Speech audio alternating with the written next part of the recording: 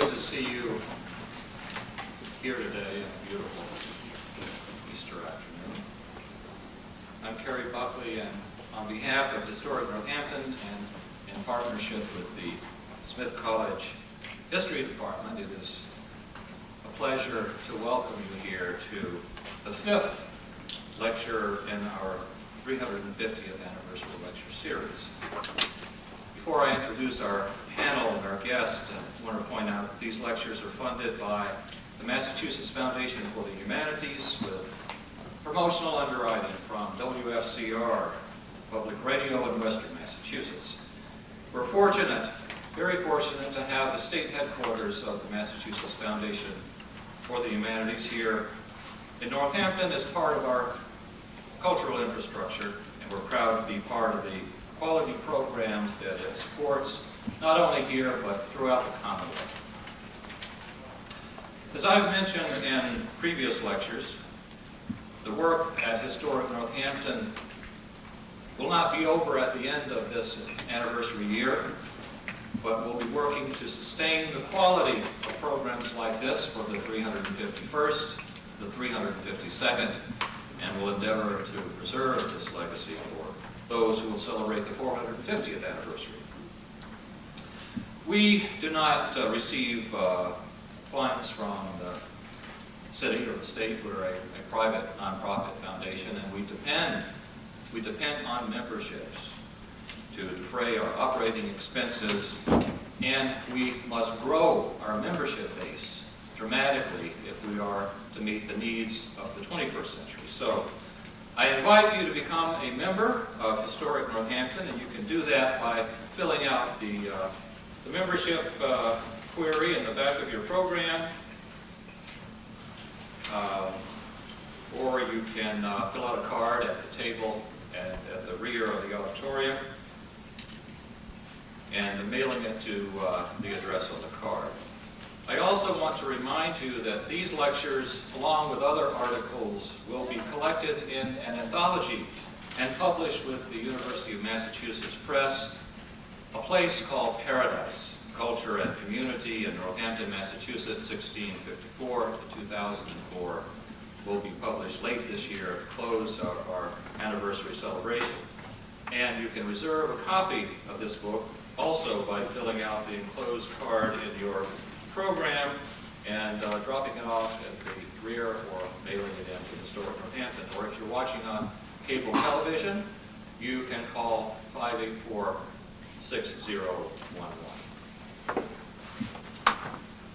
Toward the end of November 1998, I received a message from Connie, Renner, and Beeman. Their mother had recently passed away, and together with their 4 siblings, they had been sorting through her effects when they discovered a box of letters written by their great-great-grandparents in the 1840s.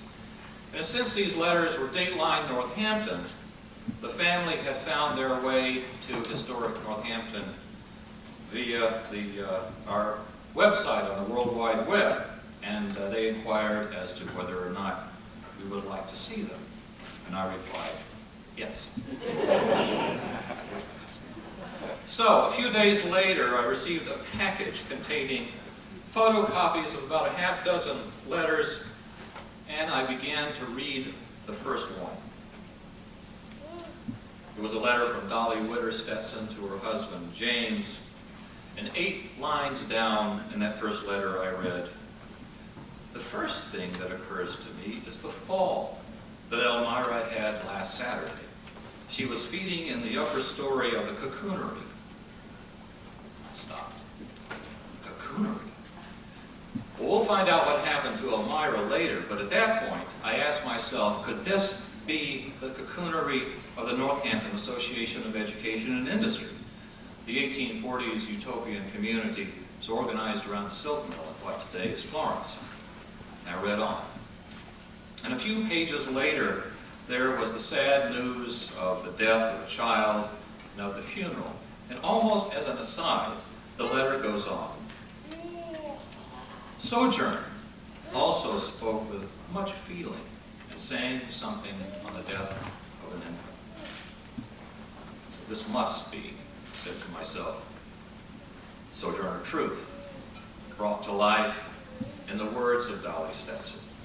So the answer to my question was yes. Indeed, this was a letter from a member of that utopian community, and furthermore, as Nell Painter later told me, the answer to a historian's prayer. For we can look over the Stetson family's shoulder, so to speak, into the everyday life of the Northampton Association and into the minds and into the hearts of those who are in the vanguard of the anti-slavery and the women's movement in America. For the first time, we can see legendary figures like Sojourner Truth and Frederick Douglass as flesh and blood persons, not in retrospect, but in real time. Well, of course, the first person I contacted about this find was Christopher Clark, who had published the first edition of his definitive, the Communitarian Moment, the radical challenge of the Northampton Association some 3 years earlier. Now, these few letters that I had received were exciting in themselves, but as we were to discover, the Stetson family had found a total of 75 letters spanning the years 1843 to 1847, which they eventually donated to historic Northampton. Well, this vastly extended the scope of the correspondence, as it allowed us to follow the almost daily course of events throughout the time the community was in existence. And at that point, Chris and I, with the encouragement of Clark Dugan and Bruce Wilcox of the University of Massachusetts Press, began the slow and laborious process of transcribing and editing the letters with the assistance of many, I might add. We conceived of a book that would feature these letters at its heart, with companion essays that would put these letters into their historical context.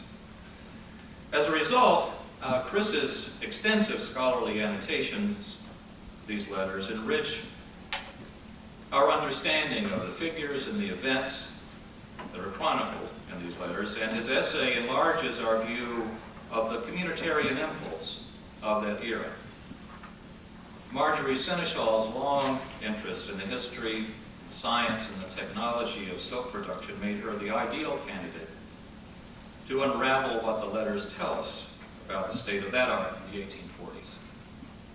Paul Gaffney's work on the black abolitionist David Ruggles and his knowledge of the history of Florence made him the obvious choice to tell us what the Stetson letters reveal about the African-American presence in the association. So, the result of these labors is this book, Letters from an American Utopia, the Stetson Family and the Northampton Association, 1843 to 1847.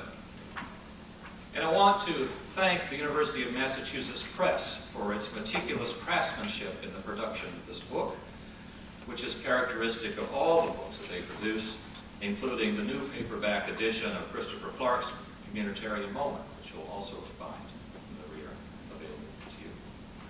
And I believe we have the director of the University of Massachusetts Press with us today. Bruce, would you stand? And I want to thank you for making this lasting contribution.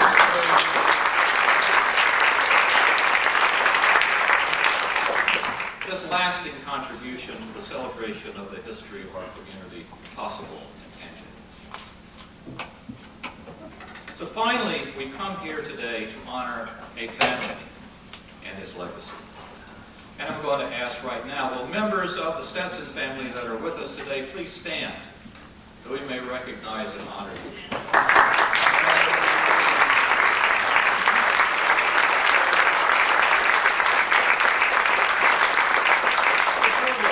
Privilege to have you here with us today. I know many of you have traveled very far for this occasion, and we're grateful to the descendants of Dolly and James Stetson for preserving these precious documents, sharing them with us, and with posterity.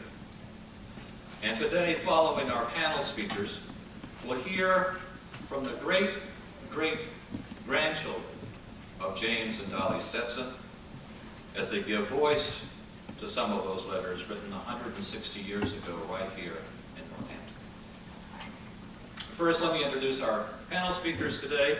Christopher Clark is Professor of North American History at the University of Warwick, England. And I might add, if you don't mind my saying so, that we're very, very glad that Chris Clark will join us here. We'll be near neighbors in the fall of 2005 when he comes to the University of Connecticut. And we're very glad about that. Chris, we look forward to working with you closer. He's the author of The Roots of Rural Capitalism, Western Massachusetts, 1780 to 1860, which won the Frederick Turner Award of the Organization of American Historians. He's also the author of The Communitarian Moment, which I mentioned before, and with Nancy Hewitt, author of the second edition of Who Built America? Working People and the Nation's Economy. Marjorie Seneschal is Louise Wolfe Kahn Professor in Mathematics and the History of Science and Technology, and she directs the Edmund J. and Louise Kahn Liberal Arts Institute at Smith College. She's co-founder and director of the community-wide Northampton Silk Project, which many of you have participated in over the years. In addition to 6 books in mathematics, she's the author of Long Life to Your Children, A Portrait of High Albania, and the forthcoming Silk Threads, A History of the Science and Technology of Silk. Paul Gaffney teaches history and American Studies and African American Studies in the Humanities Department at Landmark College, Putney, Vermont, and is the historian in residence of Florence, Massachusetts.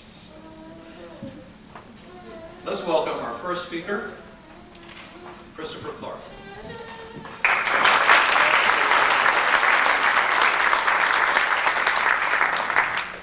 Good afternoon, everyone. Before I start my prepared remarks, I'd just like to make 3 acknowledgements very quickly. First of all, it's a great honor to be asked to be asked to speak in this 350th anniversary lecture series marking the city and the town of Northampton's anniversary. I have been coming to Northampton regularly for about 32 years, a place I have great fondness for. And it occurs to me that I've been coming here for nearly 1/10 of the town's existence, which is a sobering thought, but also a profound one, which I'm sure others will have things to think about in relation to.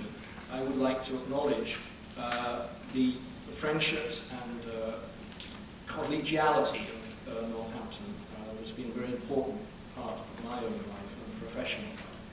Secondly, I'd like to add my personal thanks to the members of the Stetson descendants who brought the letters that we're talking about today to the public eye. It was an act of great generosity on their part and a great vision to which we are all indebted. And I am honored to be able to make that acknowledgement in public.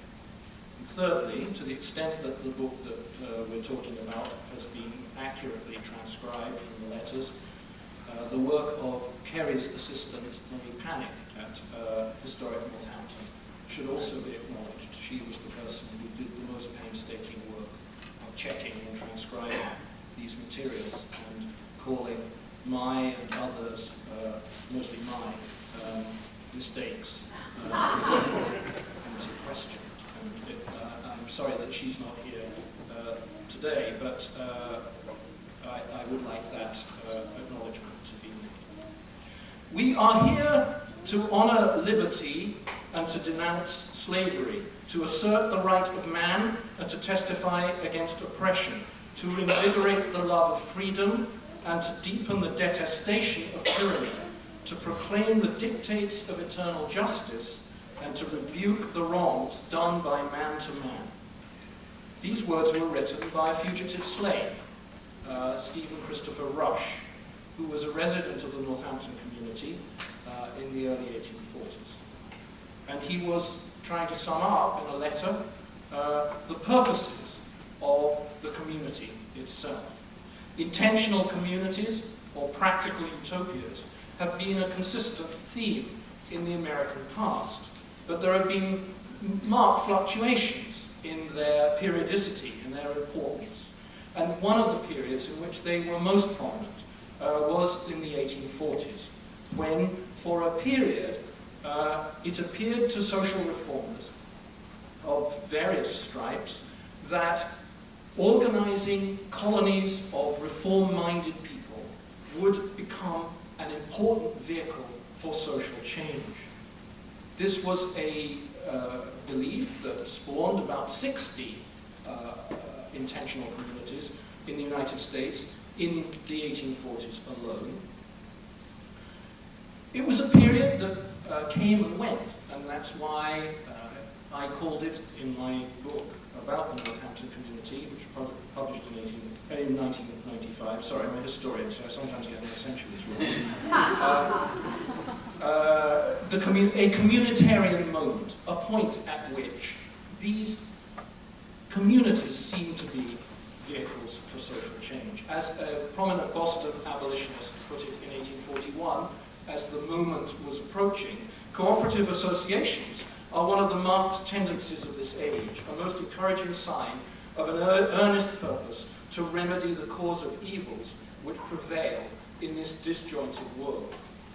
Among the 60 that were founded in the United States in the 1840s, about 5 prominent ones were founded in New England, the most famous of which was perhaps the one at Brook Farm outside Boston, founded by Transcendentalists in 1841, where a member wrote, soon after it was founded, "We know that we are infinitely nearer a truer social state than society generally." These were to be the vehicles of the future.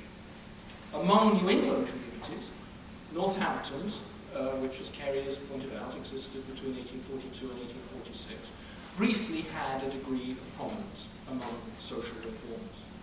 Like many other such communities, it was founded for a number of purposes: to promote the principle of social equality, to promote social harmony in what appeared to be a conflict-ridden and competitive society, to promote cooperation and community as models of a better social system.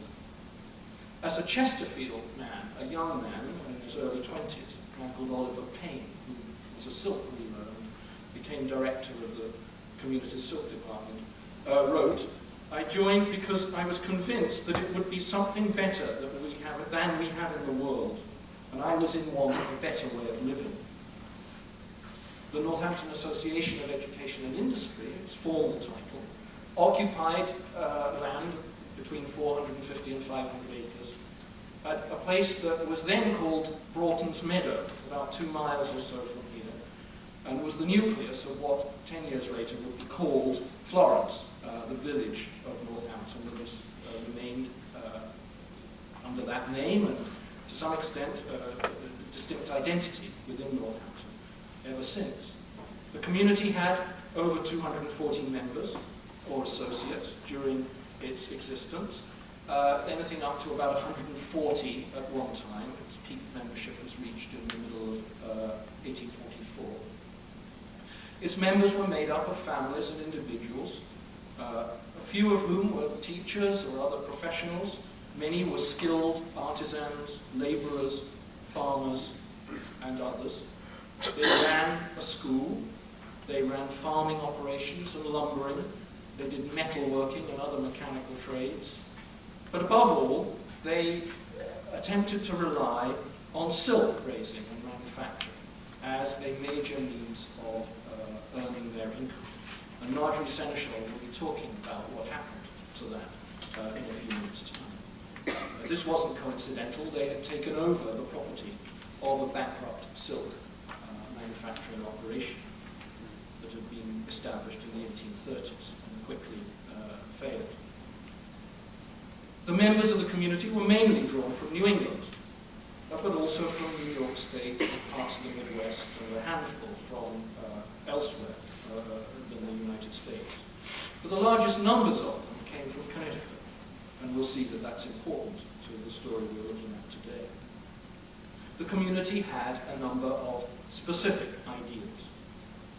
The members were, first of all, radical abolitionists, opposed to slavery and advocates of the immediate abolition of slavery in the United States in the 1840s. They were connected closely to the circle of radical abolitionists linked in Boston to William Lloyd Garrison, the most famous of all abolitionists, who advocated not only the immediate abolition of slavery, but no compromise with institutions that compromised with slavery or tended to support it. And this made them radicals in the terms of the day. They belonged to the part of the abolition movement that advocated the principle of moral suasion, as they called it. Most of them would have called themselves non-resistants. That is, they adhered to the principle announced in the Gospels that one should resist not evil, to turn the other cheek, in other words. They were pacifists. They were against the use of violence in any circumstances, but they were also against the use of they were against any institutions which used violence or the threat of violence to carry out their purposes. They were, above all, in the early 1840s, critics of most of the existing churches and of religious sectarianism and of religious expressions which they termed mere forms. And it is entirely appropriate, although initially accidental, that we're holding this meeting on Easter Sunday, because these people would not have recognized either Easter or the Sabbath as a special day. They advocated a form of non-denominational Christianity.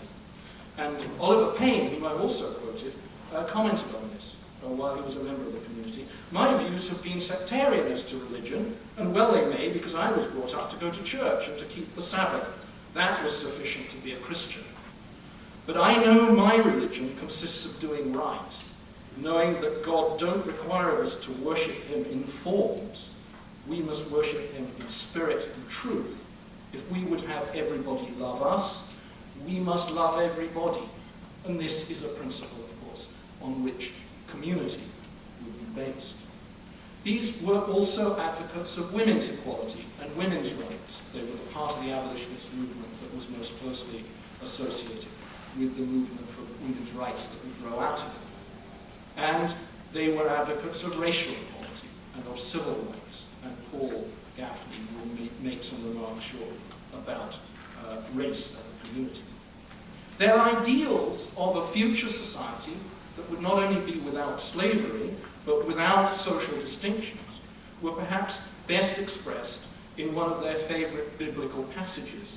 A passage, incidentally, which was later inscribed on the wall of a church building they built in Florence in the 1870s, Cosmian Hall, now unfortunately lost to us. A quotation from the 3rd chapter of Paul's epistle to the Galatians. There is neither Jew nor Greek.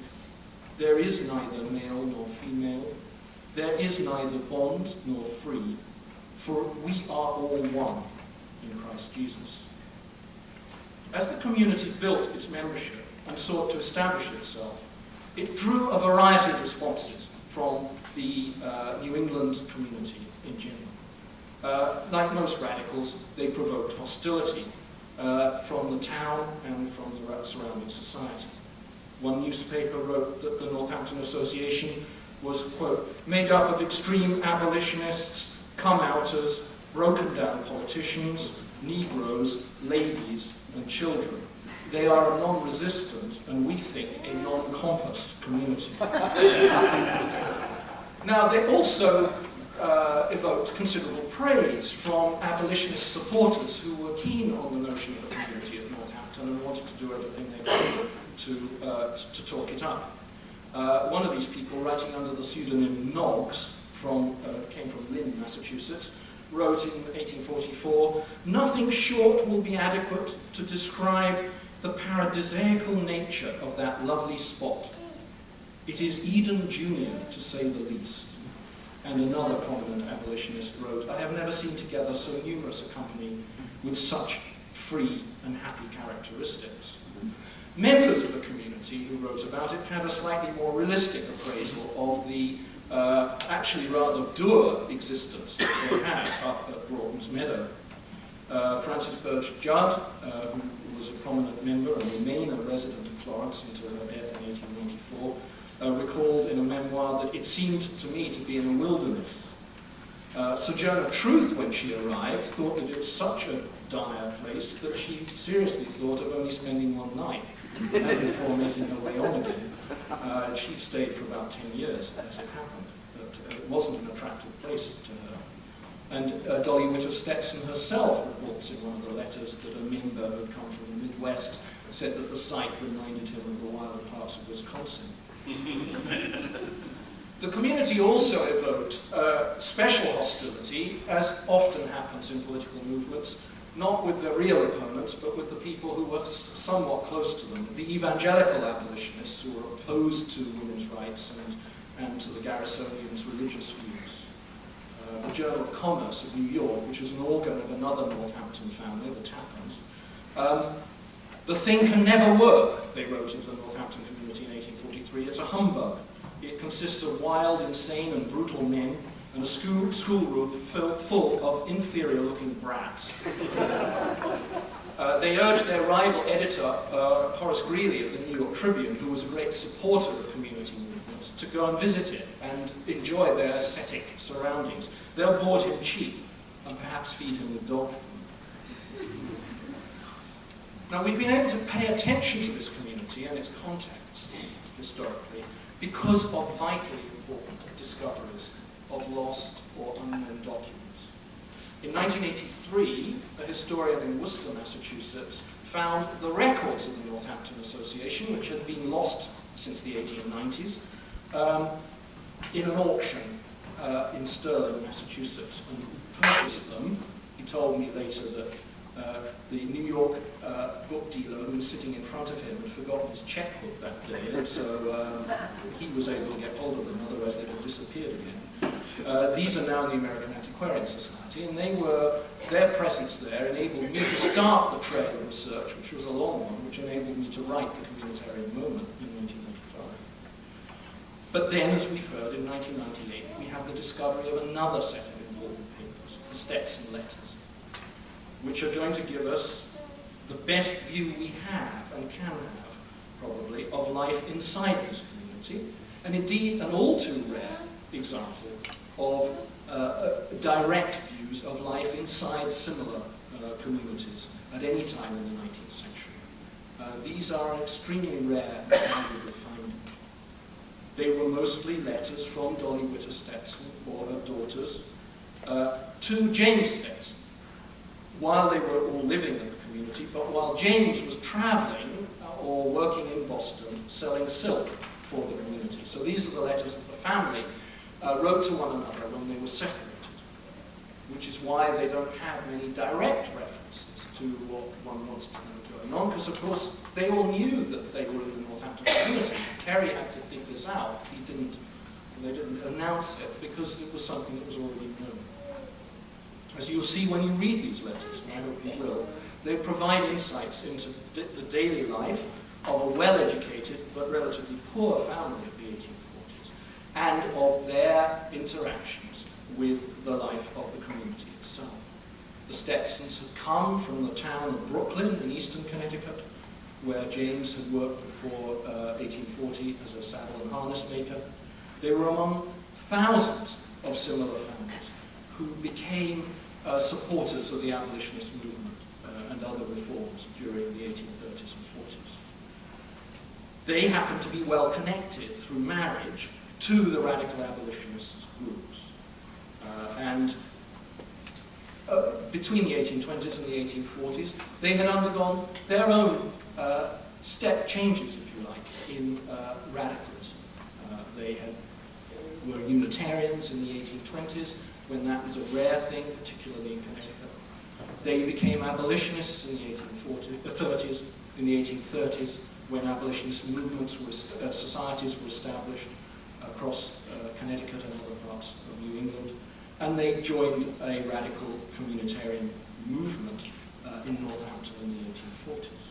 They came here partly for economic reasons. They faced hard times in the Depression at the beginning of the decade, partly because of their connections, partly because of their ideals and beliefs, and partly because they wanted to find a place where they could get a good education for their children.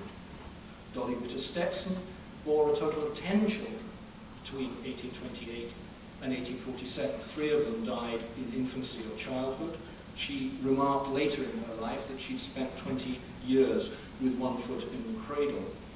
Her letters reveal, in addition to a wealth of detail about everyday events, good weather, trips they take, bad weather, accidents that happen, toothaches, children's illnesses, and so forth, a great deal of information about what we want to know about life in the community, women's roles and their importance in the community and abolitionist movements.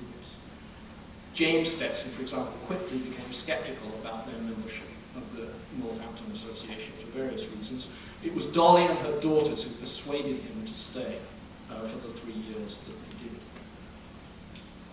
We read about their educational aspirations and about the benefits of living in a cooperative community, particularly for women and others who were charged largely with what would be classified as domestic work, but which was obviously vital to the continuation of the life of any community or family. The association, as we've noted, ceased operations in 1846, but it continued in the decision of a number of families, including a total of about 67 individuals, who remained in Broughton's Meadow and formed the core of what would become the village of Florence, creating in private hands what they called, in their own words, a neighborhood community instead of the communitarian arrangement. Now, the elder Stetsons didn't actually participate in this. James and Dolly and some of their children went back to Connecticut and took up farming. And their letters throw important light on why the community broke up and why they themselves didn't continue to be involved in it. They refer to economic difficulties, and that comes back to the question of silk, which Marjorie will talk about in a minute. They throw important light on the internal tensions in the community, and particularly conflicts over questions of authority and who in the community has authority over other people's children. Questions of parenthood and community are addressed here in interesting and subtle ways. And also, the letters help us track the decline of the features of the community, especially its educational provision, that had been most attractive to the Stetsons in the first place. But it is evident that the Stetson family, and the women in it in particular, retained fond memories of and attachment to the period that they had spent at the Northampton Association. The elder daughters, Elmira and Mary, actually returned to Broughton's Meadow to teach for a while in the late 1840s and early 1850s. In the later part of the century, members of the family produced at least 3 memoirs, which included attention to the family's period of the community. But above all, they arranged for, or at least kept, preserved a clutch of materials, including these letters, but also other artifacts, that for them embodied a reminder of their participation in this radical communitarian movement. And it is due to the revealing of these materials to us through the generosity of the Stetson descendants that we are now able for ourselves to look at these ritually evocative documents of the Stetsons' own communitarian moment. Thank you very much.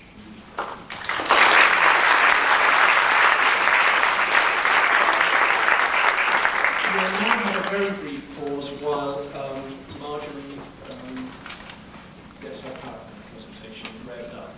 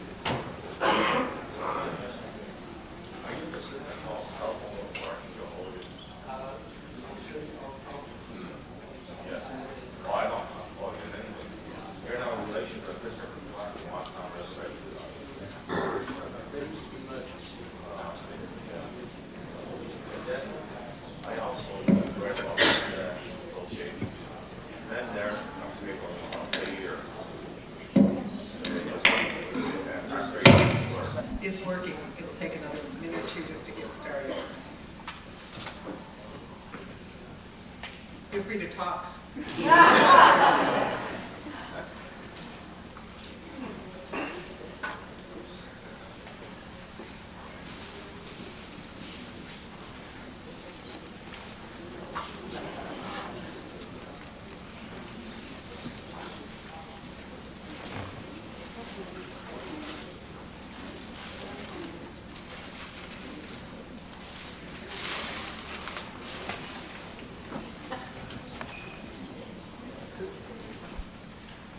Silk production at the Northampton Association and the role of the Stetson family in it.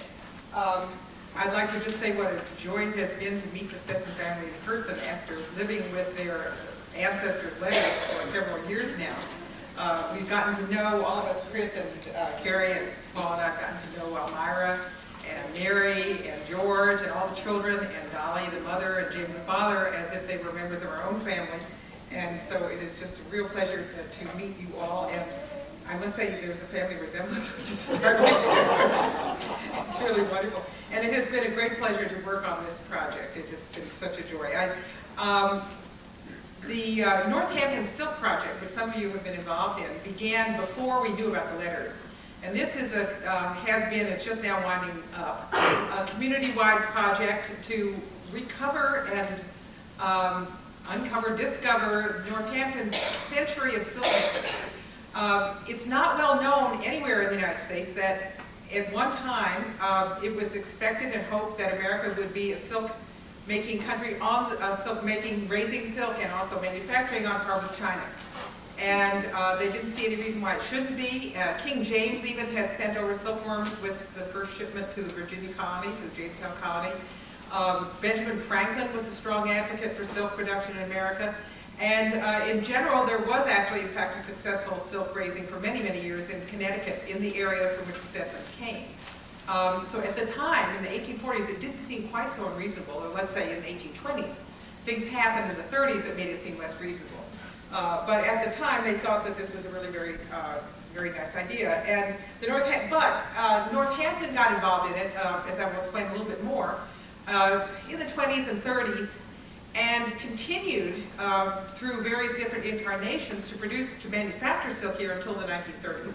And the American industry, silk industry, spanned that century, and Northampton was a major player in it. And yet it's been almost completely forgotten by historians of technology. The American silk is only now being rediscovered in other places too.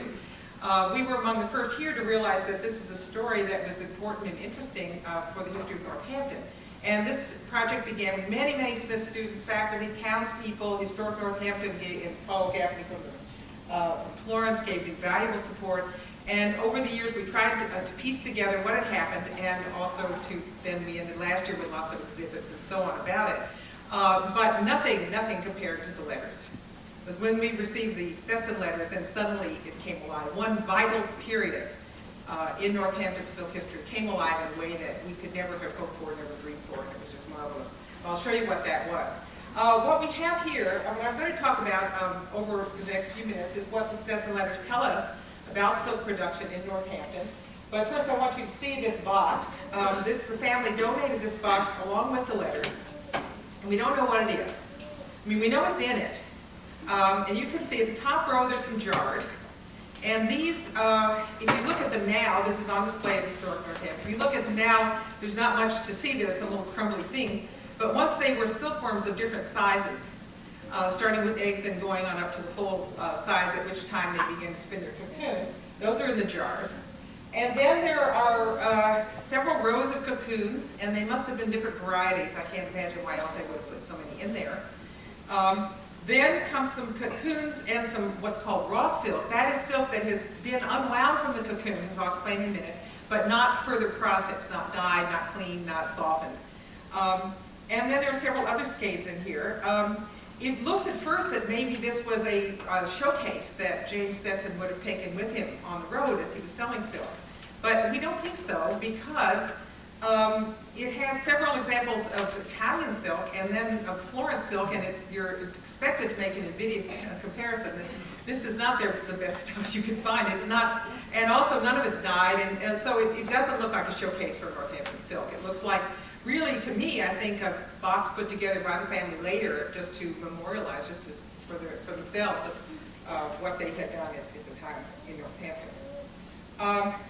Now, the Northampton Association's effort was just a brief one, because the association itself was brief, so it was 1842 to 1846. But they bridged the important gap in Northampton's silk history. Starting in the 1820s, and then particularly in the 1830s, there was a very, very great popularity here and throughout New England, and in fact throughout the temperate zones throughout the world, for raising silkworms. And as I'll show you in a minute, that's a complicated thing, but it depends on having the source of the silkworm's food, which is the mulberry tree, on hand. The picture on the left is by Van Gogh, and it's called a golden tree. It's a mulberry tree, because this was also very popular in France. Everybody was doing it. Everybody in Northampton that had converted parts of their barns into cocoonery, places to raise silkworms. People were raising mulberry trees all over the place. And this crashed after a while, as I'll explain just in a minute. And most people stopped raising silkworms, and the whole thing more or less shut down, except for very, very few people. Later, in 1851, it picked up again, but this time in Northampton, only manufactured, not raising silkworms. The silkworm era was over, and this time in Northampton, people who had stayed on after the association closed, especially Samuel Hill, began reviving silk manufacture. So he would buy the thread, the raw silk from somewhere else, and then turn it into thread. And this was at the time the sewing machine was invented, and he recognized there was a huge market for a good thread. Because at the time, all threads that were made with any silk or anything else snapped all the time. The sewing machine put extra hard demands on thread, which natural hand sewing did not do. But this had all kinds of pulleys and levers and wheels and gears, and none of the threads could withstand it. And Hill and others here in Northampton invented the first good sewing machine thread, sold it to Isaac Singer. This is the patent model that you see on the right of Singer's sewing machine. And that set the Northampton industry back on its feet. So there was the first crash with the mulberries and the silkworms, and then there was this pickup, and it was the Northampton Association that bridged that gap and made it possible for there to be this continuity. Otherwise, it would have stopped here the way it did almost everywhere else, silk production is. So why did the Northampton Association even think of going into the silk business, which had failed so badly just a few years before? What had happened a few years before was that the first silk mill was built in Northampton in 1834, and then a newer one in 1838, all galvanized by one Samuel Whitmarsh, who is the person on the left. Whitmarsh was a utopian and some say a schemer, and he promoted silk production, silkworms and mulberry trees, and some say that he promoted mainly the mulberry trees and that this was sort of a scam. It was mulberry futures. The idea was that everybody should raise silkworms and mulberries and they would get rich very soon. And one of the components of getting rich was to find a fast-growing tree, because trees grow slowly, and if you want to get rich fast raising trees and feeding the leaves to the worms, you've got to have trees that grow faster. And there was a fad all over the world, not just here, to promote a tree called the Morus multicaulis. That's a special kind of mulberry that was fast-growing. And Whitmarsh was involved in this, and people were buying it. It was our version of the tulip craze of Holland a couple of centuries before. The prices shot up 100-fold in just a few years, and naturally everything crashed and everybody went out of business, including Whitmarsh. So that was the disastrous background to all this. And the question is, natural question is, why did the association even think of taking this up again? Well, for one thing, they were not unfamiliar with silk raising. I mean, many of them came from Connecticut, as Chris said, and so that this was something that they felt comfortable with and thought they knew how to do, or some of them at least. Dolly Witter Stetson's mother had raised silk, or her grandmother had raised silk. But also Whitmarsh's factory, this is the second factory, and the orchard, which are on the Mill River up in what is now Florence, were for sale and for sale cheap, and that included all the machinery, all the trees, the factory itself. And so this was, since they wanted to have an intentional community, a place they could move into, they chose this, and they all moved in. The first floor was silk manufacture, and then up above the upper floors, they lived there. And they had a dining room there, and this was the whole place, everybody was there. The silkworms were raised in another building, a cocoonery that they built, I think, across the street. Secondly, not everybody had given up. There were some stalwarts who believed very firmly that the craze was one thing, and that got rid of the crazies with its crash. And now the serious silk work could begin, now that the speculators were out of business. These included the Honorable Edward Dickinson, Emily's father, who was the president of the local silk association. They had several annual meetings, the first one in 1842, which is just right after the association was founded, and then a few more, not many more. But they had a few, which they were glowingly optimistic that they could, with sober business practices and good, careful technology and techniques, could get this thing off the ground. So they thought the future really looked bright. Also, other communitarian societies, as Chris told you, this was a communitarian moment, and there were many. And quite a few of them were trying to raise silk, and some of them very successfully. One of them was the Harmonists, who raised beautiful silk, and this is some of the ribbons that they wove. So if they could do it, then so could anybody else, especially in these communitarian groups. Now, I want to explain what they had to do, because this was really daunting. Because the silk making, they didn't try to make cloth, but they were making thread. And even thread making is very complex. So the first thing they had to do was to raise the silkworms. That's called sericulture. They had to cultivate the mulberry trees, they had to raise the silkworms, and then they had to unwind the cocoons, and that's called making raw silk from the cocoons. Then they had to make that into thread, which meant they had to wind the skeins on the bobbins, and then they had to twist the silk into thread, and then they had to wind it back into skeins, and then they had to dye it. And then finally they had to make people buy it, get people to buy it. So the sales were a big part and a big problem for them. Packaging, making samples to show, advertising, and sales. And three members of the Stetson family were very involved. James Stetson was one of the main salesmen for the association. He peddled it from all over New England, I guess. And also they finally had a store in Boston where he sold the silk there. Elmira was the oldest daughter, the oldest child, and she was 16 and turned 17 through the most dramatic part of these letters. She was involved in reeling silk. She was involved in feeding the worms. She fell from the upper story of the cocoonery, as Chris mentioned. And she later on was involved in finishing, packaging. And Mary Stetson was involved, but she knit purses and she did other things. She worked in some of the rooms. And Dolly Stetson, the mother, often commented on silk production to James. So the letters together have many, many references to the silk production and give us a lot of insight into what actually happened there and how they did it, that otherwise we would never have. Now let me just remind you, if you don't know, the life cycle of silkworm, because this is what they had to work with. On the upper left are the eggs of the silkworm. They're about the size of a sesame seed.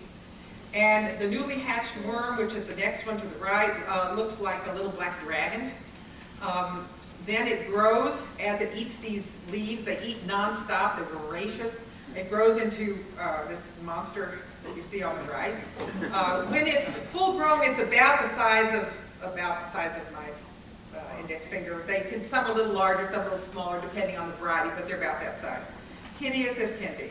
And meanwhile, they've been eating and eating and eating nonstop, enormous quantities of these leaves, and storing it all as liquid silk in a gland inside their body.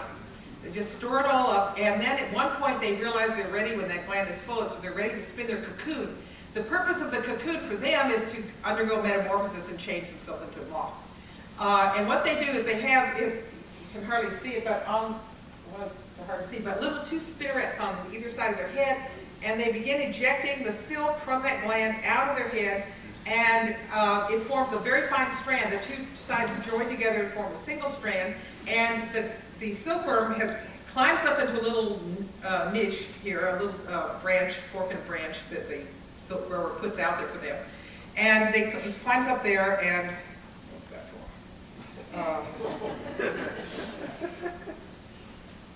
So climbs up there and begins to nod his head around to get the silk out. He forces the silk out and attaches it to the branches there and wraps himself up in it. And it is a half a mile of silk, one single strand, so fine that you can hardly see it. But anyway, he wraps himself up in there, or she wraps herself up in there, and that is the cocoon. And then inside the cocoon, which is the next, there on the lower, in the bottom, in the middle, they stay there for about 2 weeks and rearrange into a moth, and then break out, which you see there. And the moth has nothing to, no digestive system, can't fly, it just mates, lays eggs, and the cycle begins again.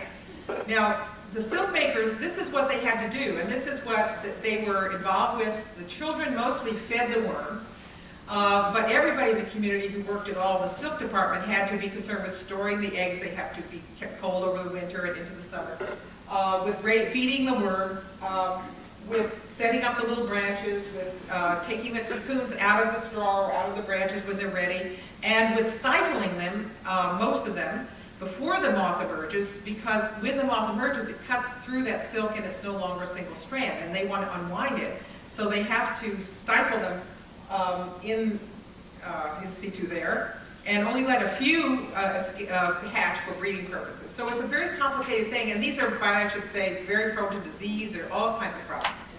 They react badly to bad weather. So that was the silk growing department. Now, then once they have the cocoons, they have to unwind that half mile of silk. And for that, they used a machine called a reeler. And this is a reconstruction of it. We found a picture in an 1830s silk journal.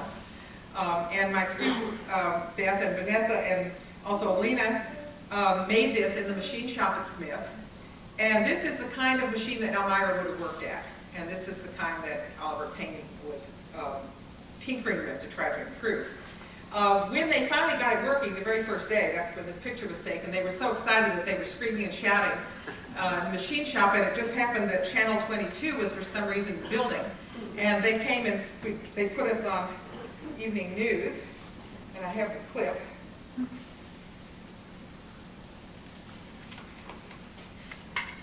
But we don't have the audio. We haven't got the audio working here, so let me just explain. This is only a few seconds that we get, but this is us.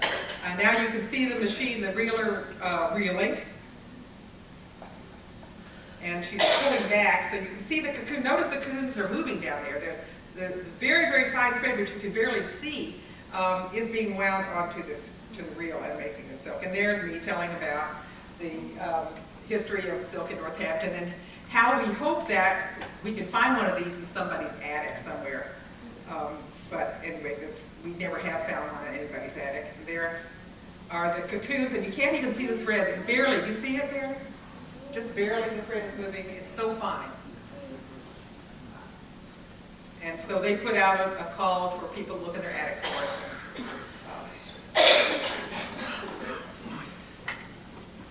Okay.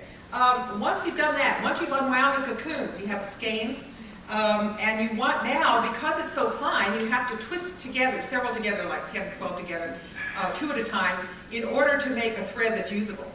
And if you take any sewing machine thread that you have now, or any thread, and twist it a little bit, you'll see it unwinds into several different strands. And that's what they had to do now, was to put those strands together. They used a machine that was made here in Northampton by Harrison Holland, who was an inventor. This is a patent model they submitted to the, of course, patent, which he did receive. And then eventually you have to dye it, and they used natural dyes at the time. They had a lot of problems with that because their dyer was inexperienced. I think this was one of their biggest problems there. Then after dyeing, they had the problem of sales, and one of the things that they did was to make silk purses, knit silk purses, to show at the fair. And to advertise their silk that way. This particular purse is a much later one that came from the Stetson company. We don't have an example of the silk purses that they knit there. I wish if anybody would look in their attic and see if we can find a tiny silk purse, that would be great. Now, I'll just say a few things about what we've actually learned about silk making from these Stetson letters. And first thing we learned, Elmira writes to her father, we had 25 bushels of cocoons of the first best quality. She says things like this several times throughout the letters. This is amazing. I mean, this is very difficult, raising silkworms, and it's very, very prone to disaster of all kinds. I mean, there was even in the Catholic liturgy in 16th, 17th century Europe, there's a special prayer for the silkworms to help keep the evil and malign influences away from them. And cultures that raise silk traditionally have all kinds of superstitions and precautions that people must take to avoid the evil eye and all kinds of other problems. They seem to have done well. here, and we have no evidence that they had any problems with the silkworms at all. And reports that we've read elsewhere of a blight of mulberry trees in Connecticut seem not to have been a problem here. That didn't happen. They continued to raise the silkworms. So on the whole, they did remarkably well with the sericulture itself. Their problem with the silkworm was they couldn't raise enough of them. To manufacture thread, you have to have lots and lots and lots of cocoons. And they just didn't have the capacity for that. They had to buy them elsewhere from other dealers, other growers. And those other growers did not do as well.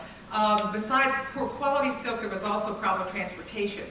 That often they would become moldy or they'd be eaten, or all kinds of problems would happen. And it was partly the fact that we had at that time in the United States a relatively primitive transportation system, I think, that contributed to the problems of getting enough silk. But in terms of what they actually did here, they did it quite well. Another thing that surprised me in reading these letters was that the reeling, which is what I showed you the machine working, they seem to have done that all right. There weren't any remarks anywhere in the letters that suggested they weren't doing that well. Elmira actually enjoyed it, as you see. I think it will be a very pleasant part to reel. And that is surprising because this is the stumbling block on which American silk manufactured American silk raising.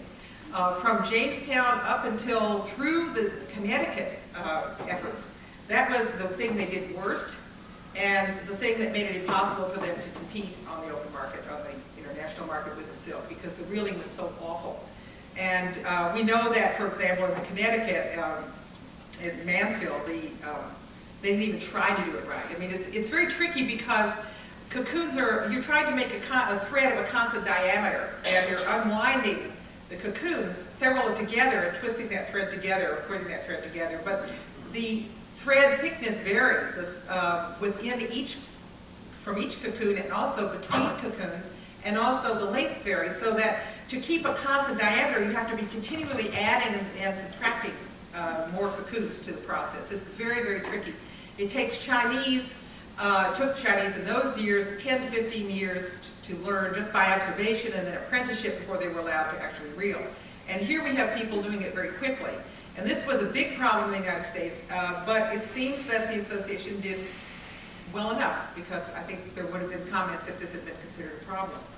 Also, we know their technology was up to date, which we didn't know before. They used steam to heat the water. Now, the whole factory was powered by water, by the Mill River, which must have been more powerful then than it is now. But they did have supplementary steam. Now, however, they had problems. And one was that this is so exhausting. It's very, very, very labor intensive. It's seasonal, raising the silkworms. They can only do it in summer, but very, very, very intensive. And Dolly wrote to her husband about the children, saying they're so much engaged feeding the worms that they have no time to knit purses, which they have to have in order to show them off, but in school. And they're tired then and don't wish to knit. So the little kids who would run in between their classes to feed the worms were worn out by the process, and I think everybody else was too. Another problem they had, as I mentioned before, was inexperience, especially in dyeing. There was a professional dyer in the area who would work for Whitmarsh. The association at first decided to use him, and then they changed their minds and canceled the contract, and instead brought in somebody, one of their new members, and tried to turn him into a dyer. It took him a while to do it. He later became very good. He stayed with the successor company and was a very famous dyer, but in those early years he really was struggling. And it seems that that had some effect on what they were able to accomplish here, because at one letter, not in the Stetson letters, but in the records, it's noted that they decided just to have a few colors and not to try to do too much. I think that reflects that he was very inexperienced. And then finally, there was the problem of competition. And I think this is why this probably was the most important difficulty that they had, and the one that led to the silk not being a successful business enterprise for them. There were other Americans raising silk, not too many, but some, and probably as good as the association. But also there was the foreign competition. And the Italian silk was particularly valued, and everybody tried to make silk like Italian. As Elmira writes here, we compared ours with the Italian and could scarcely tell the difference. Oh, what a lie. Some Americans American manufacturers decided to take a different route for this, and that is to use Italian-sounding names for their silk. And so the Cheney Brothers company had Chinacci silk, and Frank Hovey had Hovacci silk. And later on, as you know, the silk here was called Corticelli silk, so they eventually, the successor company gave into this. But James Stetson was very firm, and at the second annual meeting of silk growers, they passed a resolution saying that American silk should have American names, and Stetson was one of the signatories to those resolutions. So we know that they thought about this, but on principle decided against it, so they couldn't slip their silk in that way. The first annual silk convention, the one I showed you the picture, the cover page for before, had resolved that inasmuch as in America and China the mulberry tree is found in the native forest, it is a manifest indication of divine providence that this country, as well as China, was designed to be a great silk growing country. And that didn't happen. And within 3 or 4 years of this resolution, the cocooneries were turned back into barns for most people. But America did become a great silk manufacturing company, and thanks to the Northampton Association, because it was the Stetsons and the others at the association who bridged that gap from the crash of the mulberries to the manufacturing era and gave Northampton a full role in the whole century of silk in the United States. Now, just one last thing to show you. Among the machines that the students made for the Northampton Silk Project was a jacquard loom, which is a loom that can weave very, very, very elaborate patterns. And that was not used at the association, but we felt we should have one anyway. Little did we know that it would take us 4 years to build this thing, and maybe 40, 50 students worked on it over those 4 years. But the last group that worked on it, which was last year, was so thrilled with it, and they, I had them at one point read Elmira's letters aloud to each other in a circle. And they sat around reading her letters, they fell in love with her, and they decided that our jacquard loom would be named Elmira. And so one of the students had a plaque made up, and it says, Elmira for Elmira Stetson and all the other silk workers of the world. Thanks.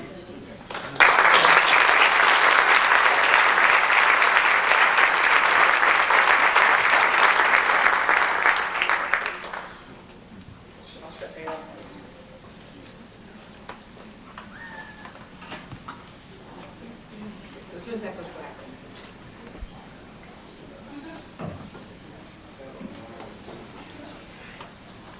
I'll be relatively brief here because what I'm really looking forward to is hearing the Stetson family read from some of the letters and then opening things up to community style to discuss anything that is on folks' mind.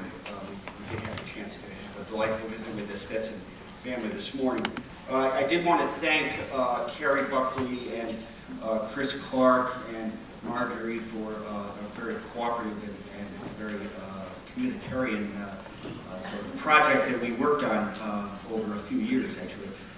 And the Stetson letters were just a great inspiration, a big help to all of us. And to echo Chris, I do think there's a certain kind of poetry in gathering to discuss the Northampton Association on the day of the resurrection. I'm not sure what kind of poetry it is, but I think it rhymes. My sort of assignment here, my pleasure, as it were, is to look at race and utopianism and to investigate the African American presence in the Northampton Association. And the title of my essay is called Coloring Utopia. And since everyone is going to buy a copy of the book before they leave, and I won't have time to go over much of it, I just wanted to touch on a few points. In the 1890s, Charles Sheffield, a grandson of one of the founders, Samuel Hill, mentioned earlier, began to plan a book on the history of Florence, and this is a very common thing throughout the Americas of local histories being pieced together, and in some ways this is sort of the last hurrah for local histories as history was being professionalized, as were most other academic endeavors from the 1880s on. And young Charles, he was, I don't know, about 20 years old there, so maybe 18, when he started to put together this project, contacted many of the families and many of the people who had been involved in the association, and among whom was George Stetson, who contributed to this volume called The History of Florence. It came out in 1895. And one of the people that he clearly wrote to was Frederick Douglass, the great African-American leader, the most famous African-American of the 19th century, and a man of significant prominence, and toward the end of his illustrious life. Douglass had, at that point, been sort of trying to put up with or work within somehow the Republican Party for about 20 years, and was sort of had as his biographers tell us, and historians, had something of a rebirth himself as an old man in the 1890s, and was re-energized, re-radicalized, re-agitated, you might say, by meeting some young black activists and journalists and whatnot, including Paul Laurence Dunbar, who was a young black poet who would go on to some fame in his short life, and Ida B. Wells, a remarkable black woman from Memphis, who published books in the 1890s attacking lynching, which was a great American sport in the 1890s, and was a really significant problem. Roughly in the 1890s and the early 1900s, about every 3 days in this country, a black person was lynched. Douglass, looking back as an old man, remembering the early struggles of the Abolitionists and the long, long fight to end slavery, which the Stetsons and other folks in the Northampton Association had devoted much of their lives to ending slavery, and that seemed like a wonderful victory, but that victory had a strange hue to it in the 1890s. And as Douglass looked back and was sort of re-agitated, he wrote a little piece for this book, which some of you no doubt are familiar with. But in it, he gives a famous quote, or at least famous for us, those of us who were interested in the Northampton Association, in which he says that the Northampton Association was the most democratic place he had ever known, with no high, no low, no master, no servant, no black, no white. This is a pretty remarkable statement. I think we should critically view it in some ways, because Douglass he's an elderly man looking back and perhaps romanticizing a bit the days of disuse, because he did visit here and he kept up contact with the Florence folks through the years, being one of the 4 major speakers that they chose to come and speak at the opening of Cosmian Hall in 1874. But still, it's a remarkable statement, and coming in a time of great inequality with labor disputes and lynching and whatnot, in the crisis of the 1890s, a very, very difficult decade for Americans. It was a remarkable statement to make. And it kind of helps frame, I guess it were, what it meant to be coloring utopia some 50 years before. And of all the utopian dreams in this communitarian moment of the 1840s, as Chris convincingly paints in his book, the color line was the one sort of sacrosanct, do not cross, do not go, go directly to jail sort of place that, so that the utopians could dream of changing marriage. They could advocate complex marriage or group marriages. They could advocate celibacy, as the Shakers did. They could advocate polygamy, as the Mormons did. They could advocate equal pay in various ways, or other kinds of equality that challenge class lines. But to advocate biracial intentional community is a very, very rare event, and it gives us some idea of the kind of strength that color holds in America, that race, the tremendous power of racial thinking. So the Northampton Association gives us a chance to look at the historical construction of the reeling, as it were, of race across American history, and to try to see what a small group in a small place tried to do, and to really look at that issue. The Stetson letters, particularly, really are remarkable because they fill in, give a human element to things, and Dolly Stetson in particular just struck me as one of the most sort of level-headed people who could really look through the color line, who was obviously very enchanted by the wit and wisdom of Sojourner Truth. And you get the sense from these letters of just how remarkable a woman Sojourner Truth was.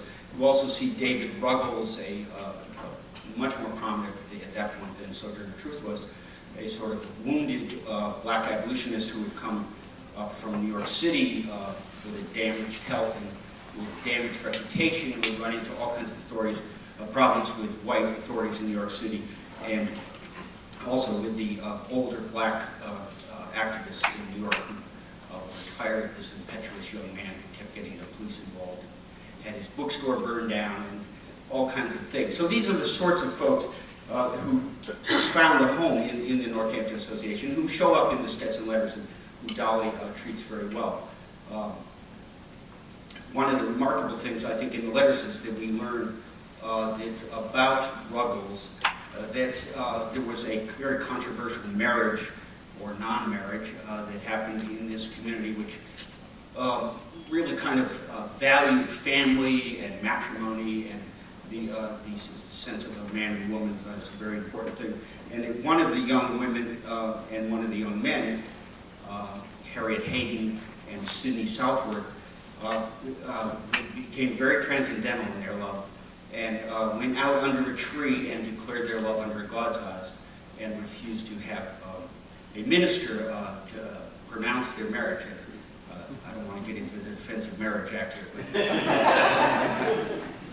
this was, even amongst a group of radicals, it was very much a debated issue, and for one thing, whether it would bring down the eyes of the world upon them and possibly brickbats and whatnot. They were long seen by many neighbors as a bunch of free lovers who spent their days rolling in the hay and all that sort of thing. So this did not help in the community's eyes. And Dolly speaks about it and writes to James about it in a fairly matter-of-fact way, but what really stands out is that Ruggles is clearly has access to the inner circle of what's going on in the community, and is actually gives advice and plays a clear role in trying to keep heads calm and advising the young couple as to how they should lead and whatnot. So it's pretty remarkable that a black man would be in this community kind of an advisor as to how to deal with sexuality, how to deal with sexual issues. That's one of the big moments. I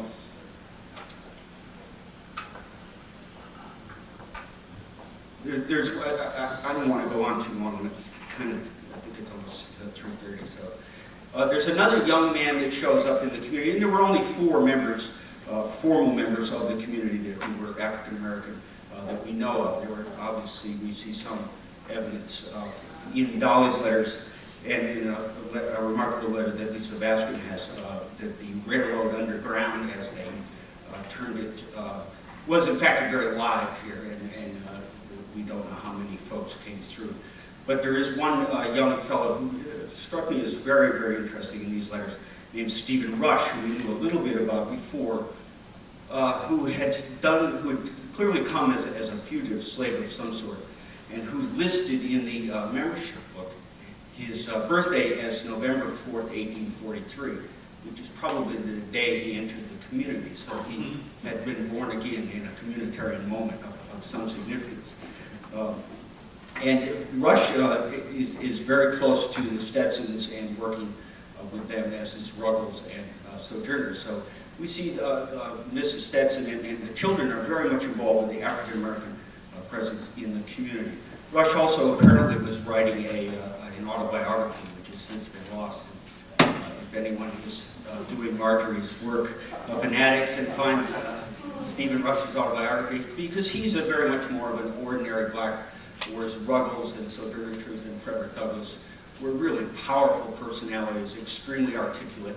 And Rush seems much more kind of an ordinary young black folk who's just trying to find his way, and Ruggles stands up for it and does those sorts of things.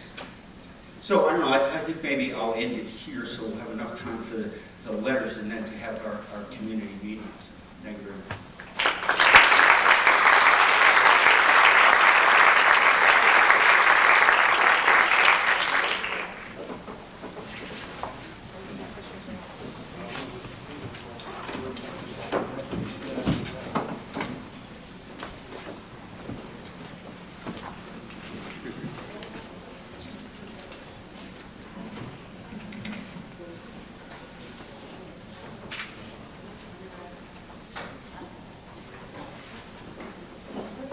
are brothers and sisters from the Beeman family, and we are the great-great-grandchildren of James and Dolly, and very proud to be able to claim them as our ancestors. Introducing you from the end, there is Connie Beeman Renner, David Beeman, Deborah Beeman Hops, and I am Ann Beeman. And Connie comes from Columbia, Maryland. Dave comes from Laconia, New Hampshire. Debbie comes from Red Bank, New Jersey. And I live in Enfield, New Hampshire. And we've had a hard time selecting from among the letters. There are so many, and with so many interesting, whimsical moments, poignant moments, we've had a hard time selecting. So we'll be reading only a few and only portions of those few. This first letter is from James to Dolly Stetson, and it was written just before they removed from Brooklyn to Northampton. It was written by James from Northampton. He sent it to Dolly. My dear wife, oh, this is dated, by the way, February 20th, 1843.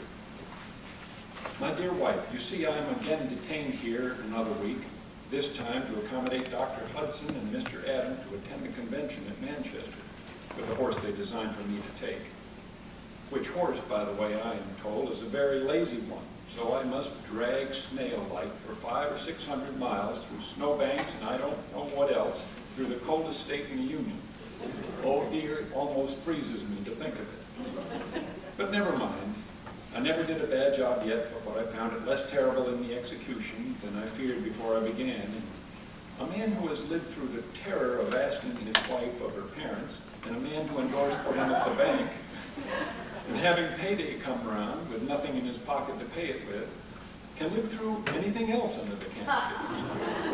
So I hope, as I have gone through all the above calamities and more too, that I shall start next Monday morning with good spirits and relying on the protection of him who has thus far protected me, reach my journey's end in safety and find you all well. But I must hear from you before I shall return. So you must write as soon as you receive this and direct to Burlington, Vermont, where I hope to be the latter part of next week. You see by the first page of this sheet that new laws have been enacted for the regulation of the community for the year now entered upon, which I hope you will consider upon. And as I am about determined to remove, unless you see some great objection to our doing so, as early in the spring as possible, but I promise you, to begin with, that I will not come here unless you think best. So you must make up your mind, pro or con, for by it I shall be guided. In order that you might be better able to do so, I will give you my reasons for thinking it best to come. First, for yourself, I think you will find congenial spirits here with whom you will be happy, and in whose projects you can heartily unite, not in all perhaps, but mainly. For myself, if I could but see you happily situated, after the trials and crosses you have borne since my reverses came upon us, where you could enjoy more rest, more advantages for mental and moral improvement, which I know you so much long for, I should then be a happy man. The welfare of our children will always be uppermost in our minds. And I'm greatly mistaken if here is not the best place for them that we can possibly expect to get. If they can but carry out the plan they propose in their different schools, I see not why our children may not be highly educated in body and mind. And when I say that I think these people deeply imbued with religious principle, I must say that I have my doubts whether the system they propose to pursue will prove the best that might be adopted. To this our special care must turn, and if we like not their plan, we need not adopt it, but can pursue any other we choose. I must further say that it requires considerable faith to believe that their business system will succeed. As at present arranged, I do not think it can be very profitable. But I am fully persuaded that they intend to do the best they know, and not being bound to a system, they are free to amend whenever they shall see the need of amendment. Now the other side of the picture. The first, our beloved mother. What is her wish concerning us? And how can we act so as best to discharge our duty to her? You are her only child, and her happiness must be consulted by you. Can you leave her in her old age to the mercy and care of strangers that has taken care of you in your infancy? I know you cannot, neither can I. What is to be done then?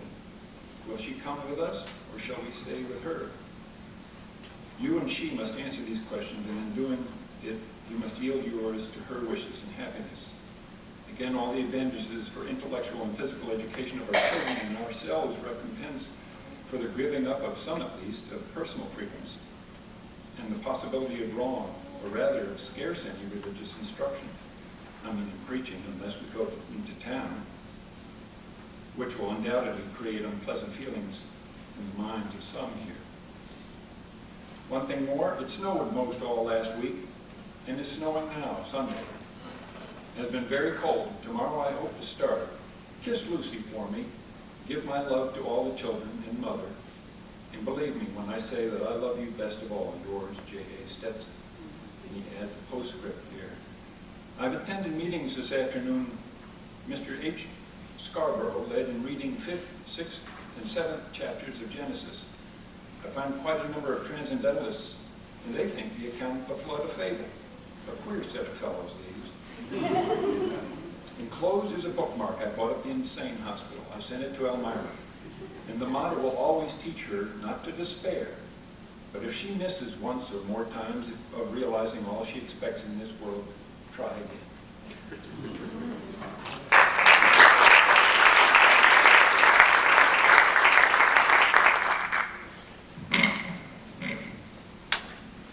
I chose to read portions of 4 of the younger children, letters from 4 of them. And the first one, written in 1843, is from Ebenezer, 9 years old. And the reason I read this one is because Ebenezer died about 11 months later after he turned 10 of some illness. And this was when he was writing before they went to the association, but then he died after they were there, while they were there. My dear Father, I have a few moments to spare. As the rest of the children are going to write, I will tell you about my studies. I have got to practice, and I have got in geography as far as Mary has, and have been through grammar once, and have got most through again. I have got so I can skate pretty well, but a thaw has been here and has swept away all the ice so we cannot skate. Your affectionate son, Ebenezer Witter Stetson.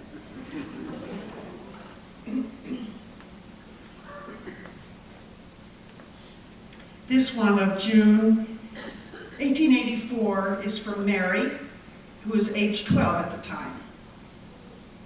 We have just received your letters. Oh wait, my dear Father. My dear Father, we have just received your letters. You do not know how glad it makes us to have a letter from you. Without a doubt, you are just as glad to have a letter from us, and I guess you are. At least I hope you are. George is very pleased with the picture that you sent him. I should think it would be a beautiful sight to see so many children, so many people together. But I should think one's eyes would get tired if they looked at them long. I suppose Mother has told you about George Washington Sullivan's Sam Patch John. I guess he won't go out on so dangerous a place for a little stone again. This young man, a black man, fell from the roof of the barn or something after reaching for something. And so Sojourner says that if it was the devil that made him fall, it was the Lord that prepared a place for him to fall upon. For he came right between a large rock and the platform, and on the softest place, that side of the factory. There's a new baby, and the new baby cries a lot, and so this comment refers to that. You must not think that our little baby cries all the time, for when I kissed him and told him that Father sent it to him, he laughed as hard as any baby a month old could laugh. I suppose Elmira wants to go to bed, wants to write, and as Sarah is tired and wants that I should go to bed with her, I must close my letter. From your friend, crossed out, daughter, Mary.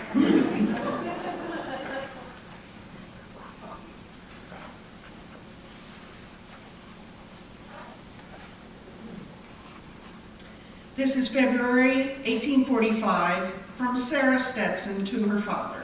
She is 9 years old at the moment. My dear father, I have just thought I would write you a letter. I am very much obliged for your box. This noon we received the Valentine, which came in the box. There has been a freshet. I will tell you what kind of freshet it was. To be sure, it was water, but the cakes of ice came so abundantly that it filled the river. And this morning, Mr. Atkins and Mr. Haven and some boys went on the cakes of ice in the river and pushed them down so that the wheel could run. I have a new pair of boots since you went away. They are very good, except that there is an iron peg sticking through the sole of the boot, and it makes my heels sore. George wants that I should tell you that Miss Ford read a story about a man who was in pursuit of whales. He took a cake of ice to be an island at first, and afterwards for the whale he was in pursuit of. At last he found out that it was a cake of ice, and he thought he was very much deceived. George sends his love to you. Mr. Ruggles sends his love to you and best respects. Lucy sends her love and a kiss. From your affectionate daughter, Sarah Frances Stetson. And the last one is from George Ripley Stetson, who at this point is 7 years old, and this is 1845. This is our great-grandfather. Dear Father, I get along very well with reading. I am going to try to write to you. I was very much pleased with my present. I was very glad to see Sarah feel so happy at receiving her present. Sarah gets out of humor quicker than I do. And then this is in parentheses. George began this letter himself by getting discouraged. He got Sarah to write, and she not having written all he wishes, I am engaged as his amanuensis, mother. So this is George again. I have just come up from Lyceum and have spoken a dialogue with David Mack. We did not, either of us, miss. The dialogue was between a poor and rich man's child. I wish I could go to Boston and go to the museums and see skeletons and other things like that. Roxy Brown told me that the man that stuffed her owls had almost a house full of all kinds of stuffed things, such as toads and frogs and pollywogs, etc., etc. Typical 7-year-old boy. I hope you will come home by May Day. That is the first day of May, for I expect we shall have a good time. I can't think of anything more. From George.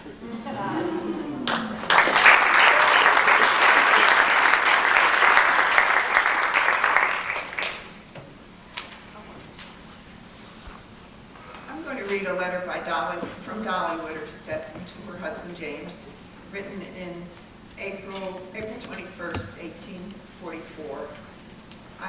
We've all enjoyed so much reading the letters, and Dolly has a wonderful liveliness and a sense of humor, and she analyzes people and circumstances and daily happenings and her moods and her feelings. I enjoyed her different salutations. She goes from my dear husband, dearest husband, to well, dear hus, and accuse me of not writing you a letter. So she has interesting style.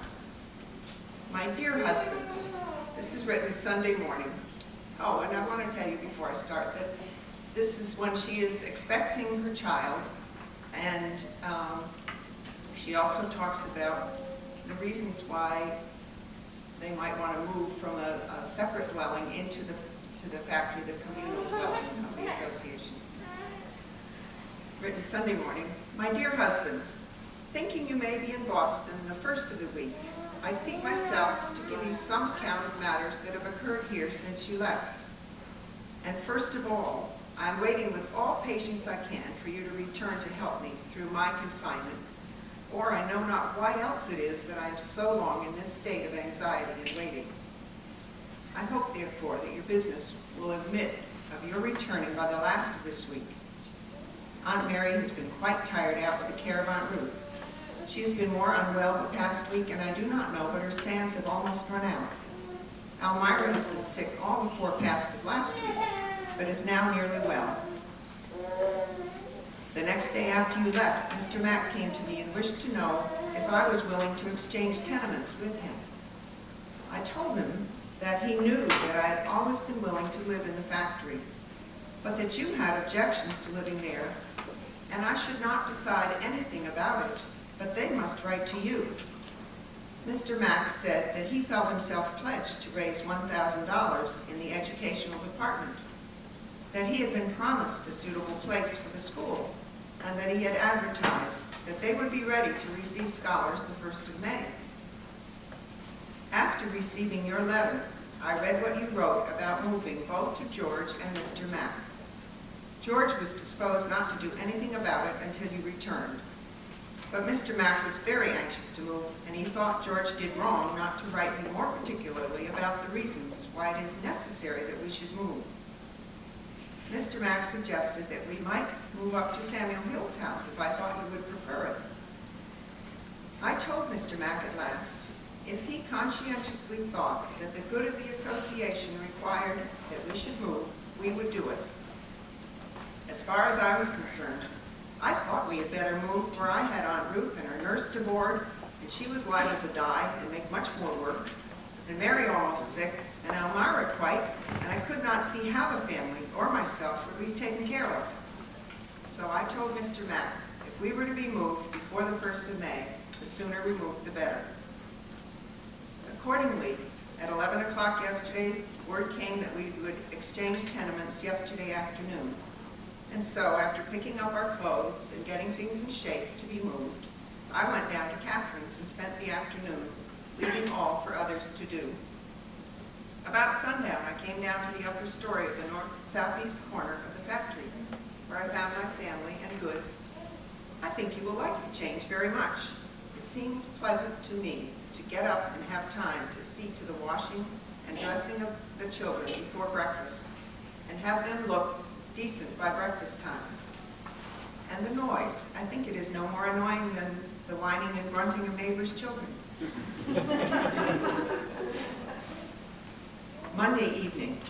I have now tried another day in my new home, and I am sure that for the present I shall like it very much.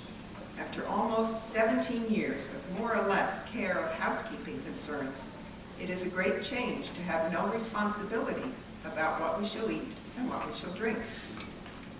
It seems as if I was visiting, only I cannot make out whose guest I am.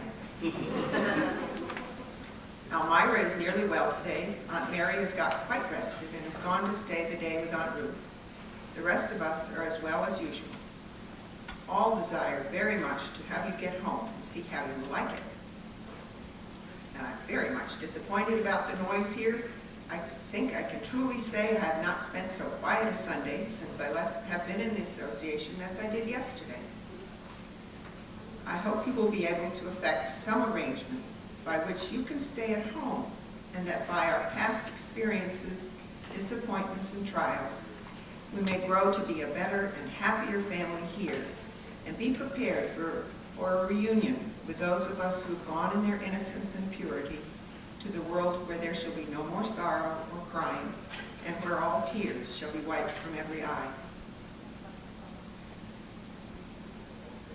Tuesday morning. Mr. Payne wishes me to request that you purchase a thermometer worth $1.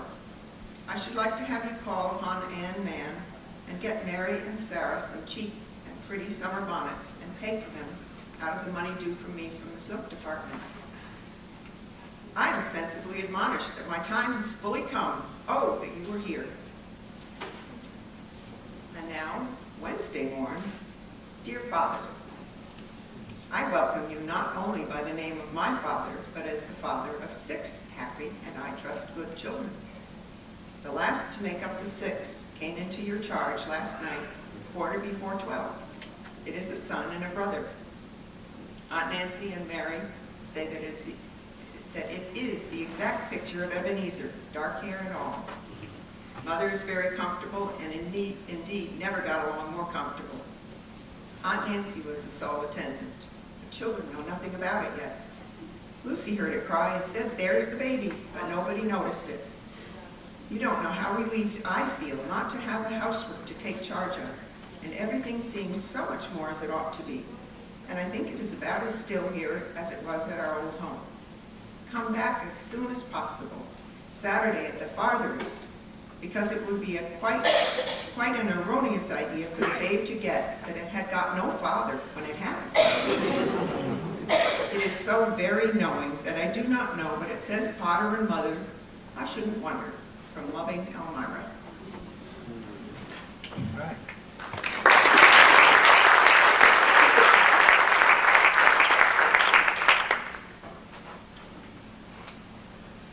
Before I start, I just want to acknowledge that we miss our other two brothers, Tom in Colorado and John in Maine, who were unable to be here. I would have mentioned it earlier, but you're right. I'm going to read portions of a letter from Dolly to James, Friday evening, July 26, 1844. My dear husband, this is actually, I have to mention, this is a letter that Carrie read parts of before. My dear husband, I have a few moments of leisure and commence a letter hoping to get a sheet full before Mr. Bassett sends a box to you. I hardly know where to commence. The first thing that occurs to me is the fall that Elmira had last Saturday. She was feeding in the upper story of the cocoonery and fell down backward to the ground, her head and one shoulder striking the beams. She was brought home insensible and remained so nearly 2 hours. I had no idea but that she had injured her head so that she would never recover. And my first thought was to send for you. But by the use of cold water, she soon began to recover, and the next day was able to go downstairs and is now quite well, except a lameness across her back and shoulders. She goes to school and work now. She said that almost the first thing she thought was, "I am glad Father was not here. He would have suffered so much on my account." I was very much alarmed myself, but perfectly self-possessed. Mr. Boyle saw her fall and thought from the manner that she fell that she must have been faint. She thinks so herself, as she has no recollection of any sensation that she was about to fall. We received the attention and sympathy of all the people of the association. There's also a discussion of a child's funeral that comes later in the letter. On Thursday, Mr. Hammond's little child passed to the spirit land. It has been a great sufferer, a long time. Its flesh was all wasted off its body. The funeral was Thursday at 4 o'clock. Dolly continues with a description of the funeral and the flowers and the singing by the children.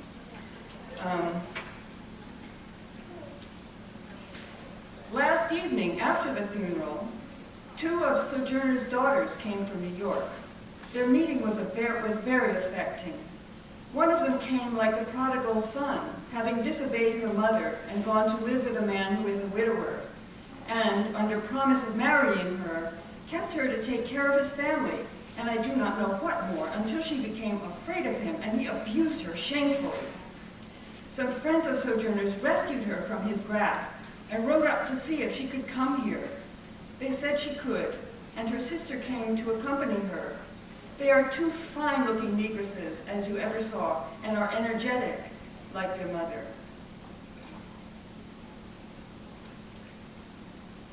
The children are all well. I presume they would send love and kisses if they were awake, but they and all the rest of the house are fast asleep, and nothing is heard but the snore of the sleepers. I cannot flatter myself that this long scroll can give you 1/2 the pleasure that your letters do us. If it does, I am fully recompensed for the writing. This is a splendid evening. The moon looks so bright and beautiful, contrasted with the dark trees down the lawn. I fancy you have been taking a walk on the common, thinking of home and us. or what would be worse, thinking over the difficulties that exist with regard to the association, I do hope you will not worry any more flesh off, for do remember that it does no good to the association or yourselves. And she ends, good night. I wish you pleasant dreams and happy waking. Truly thine, D.W. Stetson.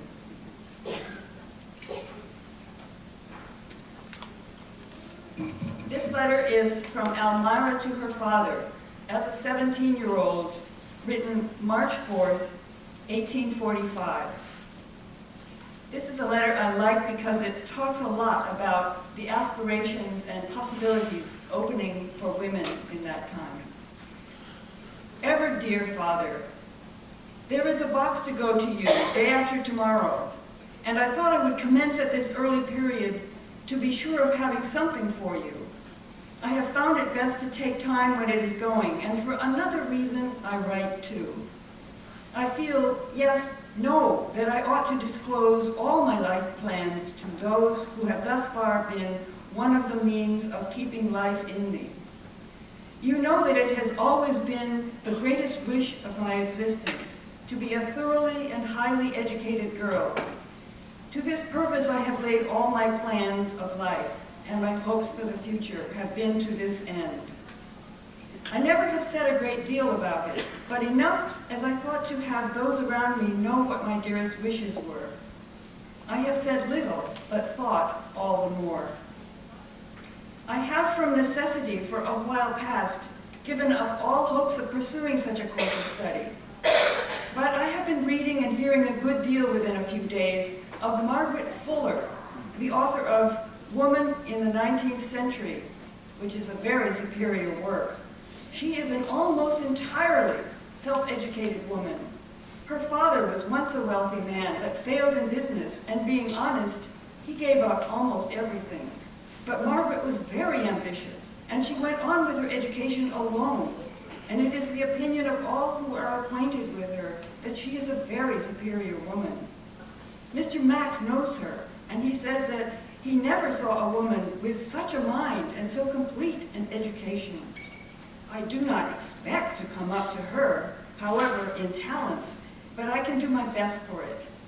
I can attain as near as possible to my ideal, but I find that as a general thing, those that educate themselves and are obliged to make some sacrifice to attain a thorough education are generally the best learned and use their learning to the best advantage.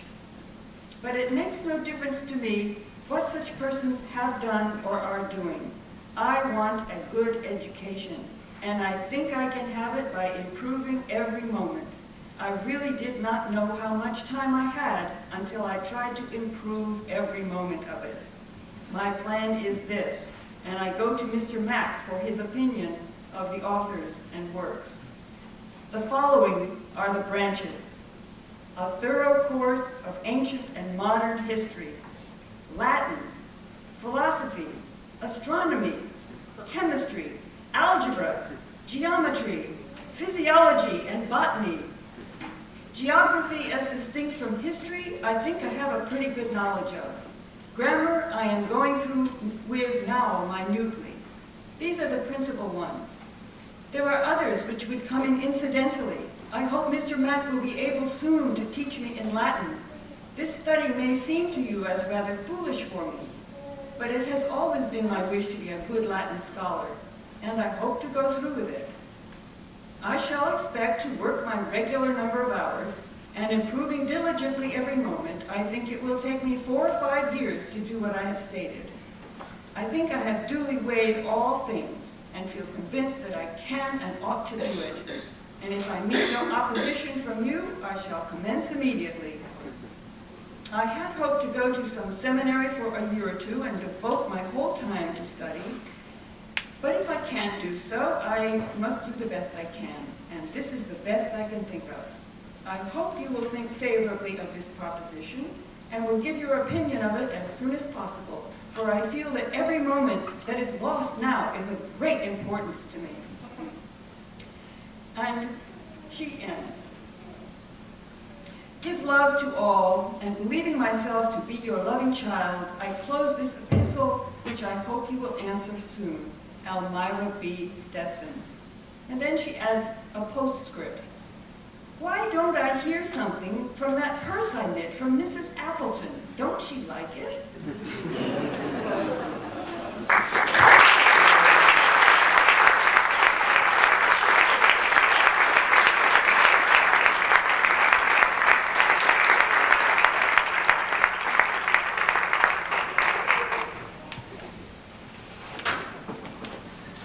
Thank you very much. We'll have time for some questions from the audience, and Chris, you want to field any questions? Any questions for our panelists from the panel as well? On that silk industry in Florence, I was read that the silk was much better than what they had in Italy at that time. And at that time, in Italy, they called it Florentine silk. So they named Florentine mass, which was called Greenleaf before the silk industry, or Shepherdsville before the Greenleaf. And now with this new silk industry, which was so fine, so excellent, they decided to call it Florentine silk. Well, translated to America, American language is Florence, Massachusetts. Yes, thank you.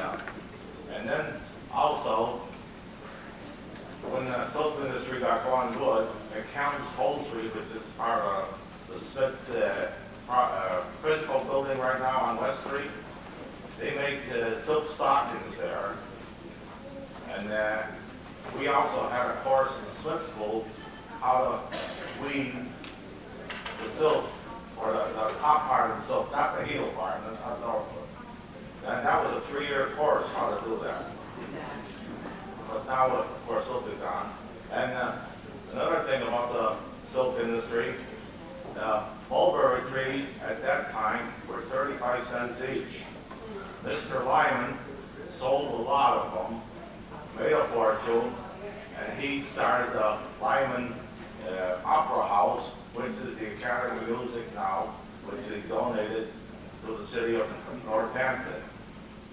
Also, there's 2 buildings here in Northampton in honor of the McCown industry. One is for Smith College here on I forgot, Green Street? No, not Green Street. West Street. West Street. Yeah, and another one is at the Fully Good Hospital, which is a nursing school home. I thought I'd give you that for an addition, you know. Appreciate it. Oh, Thank you. another thing I want to brag about. In East Hampton, during the Second War, before the Second War, we had a big warehouse here that belonged to Les Boylston, the manufacturing company. They were cotton manufacturers. But during the Second War, that big warehouse was full of used woman underwear, or invincibles, or whatever you want to call it, silk. And it was so full there, they had the 104th, the National Guard, guarding that with fixed bayonets so no one goes near it. Very interesting. Well, I thought I'd tell you about that. Thank you very much. Okay. That's it for now.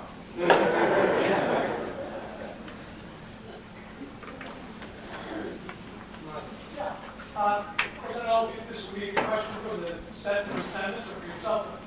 After that last reading, we're very curious to know what came of Elmira. And then, if I can speak a second question, maybe for Paul. The Stetson letter is giving you a better sense of where people lived in Florence. You know, where exactly some of the buildings were located. I know you have a good sense of that now, and that's improved. Paul, do you want to respond, and then Sure. I'll come back, because we may also then come to some members of the family to answer the first question. So That's a good question, because it's a little unclear where everybody lived. They had the 4-story silk factory, at least until the Benson bought them out and split off 100 acres or so and changed that to a cotton factory. But where everybody lived is very tricky to figure out, and the Stetson letters certainly really help. And I think someone wanted a project of sort of painstakingly doing a sort of a geography of Utopia might be a good project for the Mass Department or some local folks to get involved with. Figure out who was living where, because we heard, as one of the letters read, is the Stetsons moved into the factory, into the boarding house. There were 6 or 7 or maybe 8 private houses where some of the more inner circle sorts, and I think that's fair to say, the Hill family and the Bensons and some others lived there. Ruggles and Truth and other black folks seem to have always lived in the boarding house, and that's where the Stetsons and them come together. So it's I just haven't tried to trace exactly, but there's certainly a lot of evidence there. And it was always a significant problem of housing for them. In order to do better, they had to expand. In order to expand, they had to have a place to put people. So they were caught in a kind of a double bind where so the housing thing is very crucial. Yes, as to the question of what happened to Elmira, the eldest daughter, Dolly and James Stetson. She and her next younger sister, Mary, both became teachers. Elmira, we know, at least enrolled for a period at what is now Mount Holyoke College. It was then Mount Holyoke Female Seminary. She did not last the year, and we don't know yet why. It's possible, I suspect likely, she was regarded as she was a Unitarian and had been in this community. She was regarded as an infidel, basically, by the evangelicals who were running Mount Holyoke. Emily Dickinson spent the same year there. You can read quite extensively, including in a recent biography of Dickinson, about how uncomfortable that was, even for her. So it's possible that Elmira just didn't find it a congenial place at all, and that would not surprise me in the least. Possibly also there were financial difficulties keeping her there.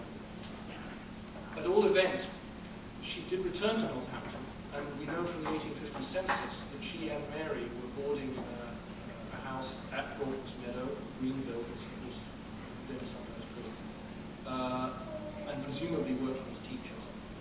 I think in 1853, Elmira married and went back to her parents' home in Brooklyn, Connecticut, where she was married to the Unitarian minister. But what happened to her later in her life, the family know better than I do. Would you like a microphone? Elmira married a Unitarian minister, Cortland Yardley de Normandy, who became the minister of the Unitarian Church in Kingston, Massachusetts, where they remained for the rest of their lives. They had one daughter, Margaret de Normandy, who married Mr. Wilson, George Wilson, and they had the daughter who wrote the biography of Dolly.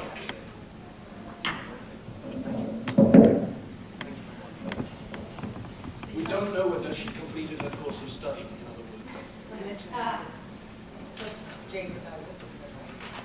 Oh, that's right, yes. I mean, James and Dolly Stetson went back to Brooklyn, Connecticut, where they ran what had been her mother's farm. They lived into the 1890s. They both died in their 90s. And the picture on the book, on the cover of the book, dates, we think, what, from the 1860s. So these are James and Dolly, considerably older than they were when they were in the community. But we don't obviously have photographs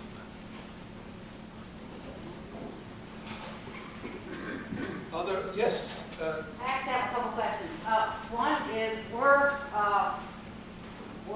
I guess the predominant number of Underground Railroad hosts, or engineers, I guess they were called, in the area, members of the association? Is that a trick question? No. It is in a sense. There's literature on the Underground Railroad is developed greatly in the late 19th century, after the Civil War, and there's so much legend and lore sort of woven into that story that it's very hard to separate out what really was going on.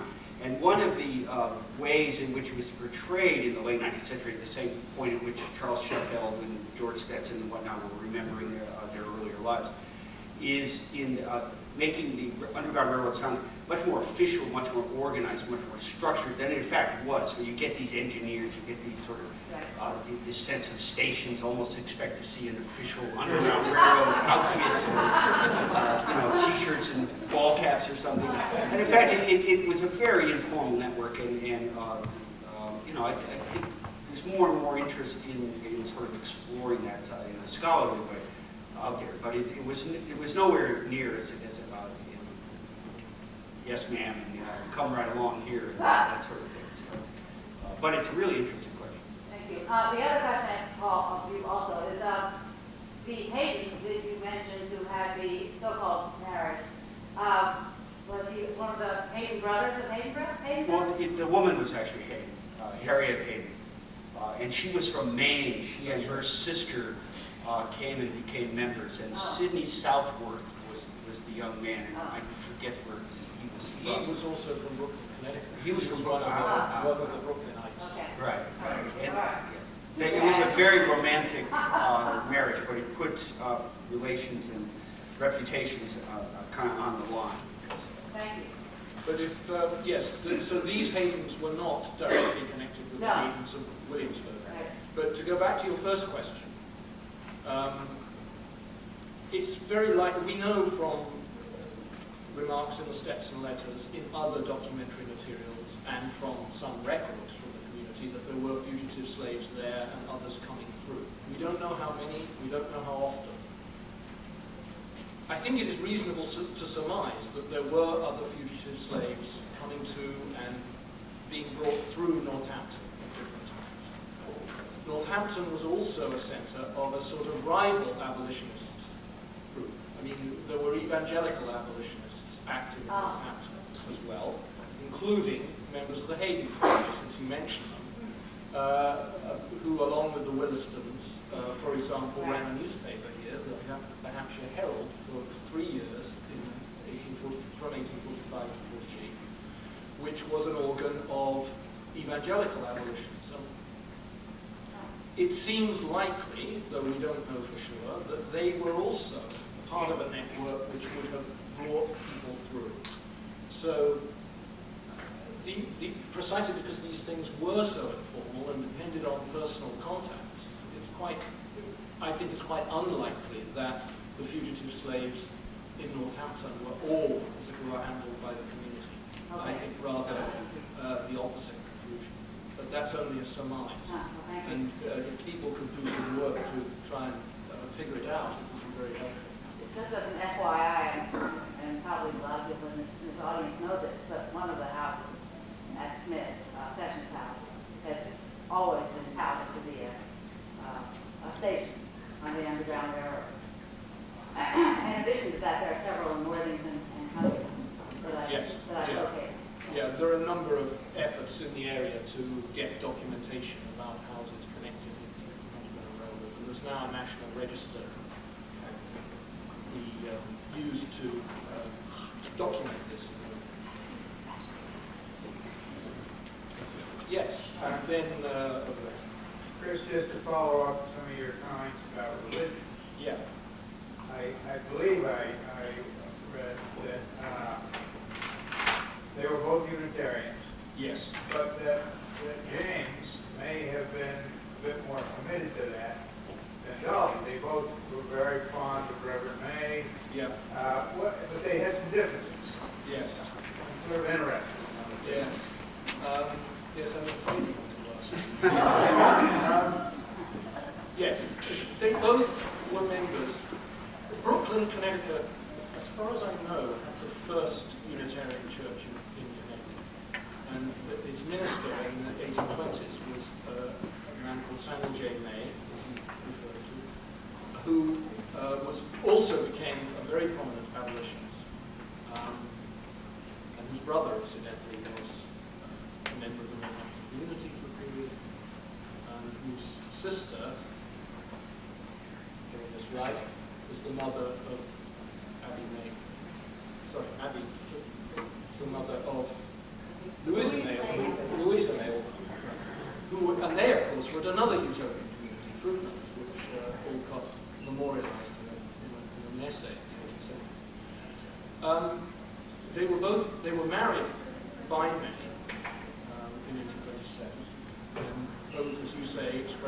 affection for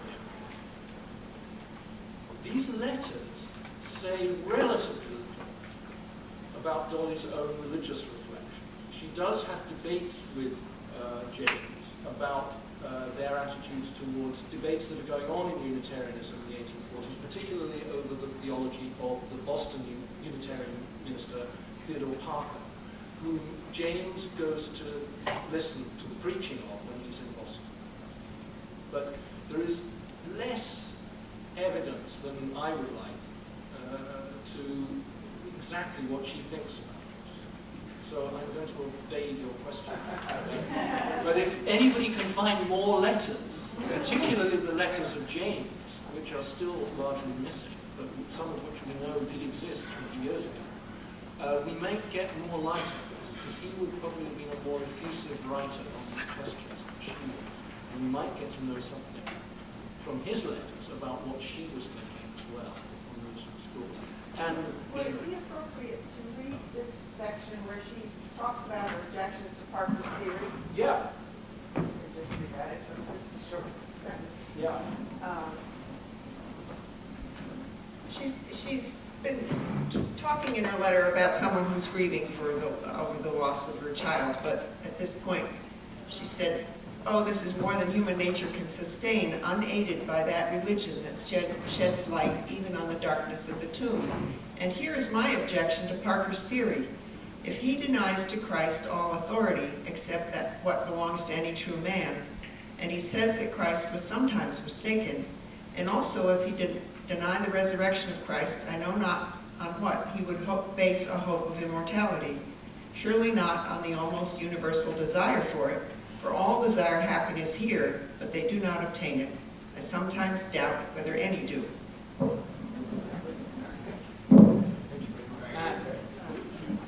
I would just like to say that within Unitarianism, the debate is ongoing and eternal and part of the structure, and there is frequent disagreement among members. Sorry, I noticed a question over here earlier, so... I wanted to ask about the problems of the letters. Have they been lost at any point and discovered, or have they had them all along? Again, Anne or Connie are probably the best qualified to answer. Would you like a microphone? They weren't literally lost. My father was an only child, and they came, when his mother died, they came to our house. And we were a house of 6 children, and going through his mother's effects was not top on his list. And so I was not even aware of them. Maybe, I think Anne was. But so it wasn't that, it was just that they were there but not found. And so when we were emptying the house, they came to light again.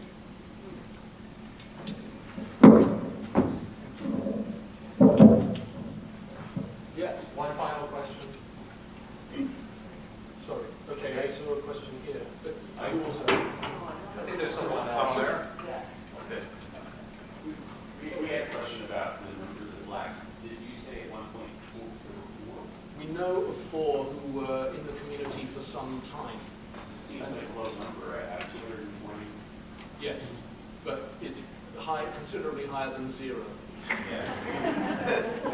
Yeah, it is a low number, and there's some evidence that some African Americans in the neighborhood who had bought things at their store and had alliances with them and worked with them. But it is significantly low, which shows you how low the bar is here for any sort of biracial. They did practice, or at least declare that they practice a form of affirmative action in a letter to someone who wrote to object to their having rejected a young black man from Rhode Island by saying, no, on the contrary, we would more than welcome if we knew of his character, we would more than welcome him for that account. But there were only 4 permanent members that we know of written, although the number of fugitives coming through is very high. Thank you very much for coming this afternoon. Some of you have additional questions, perhaps you can ask members of the panel or the family following the lecture. Thank you. I hope to see you on May 2nd when Gregory Nobles will come to talk about Northampton and the Revolution.